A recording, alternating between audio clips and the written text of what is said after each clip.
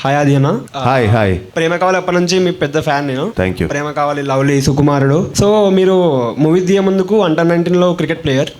You played with Ambati Rayudu and Pragyan Ojha. So cricket వదిలేసి TFI లోకి రావడం like who inspired you to come to this industry? ఇంట్లోనే మొత్తం నలుగురు సినిమా లేదంటే క్రికెట్, సో ఈ రెండు టాపిక్స్ ఎప్పుడు నడిచేది. సో డాడీకి ఏమో నేను క్రికెట్ రావాలని. అండర్ 13 ప్రాబబుల్స్ కూడా ఎలా సెలెక్ట్ అయ్యానంటే విత్ ఇన్ 1 day నేను వెళ్ళాను.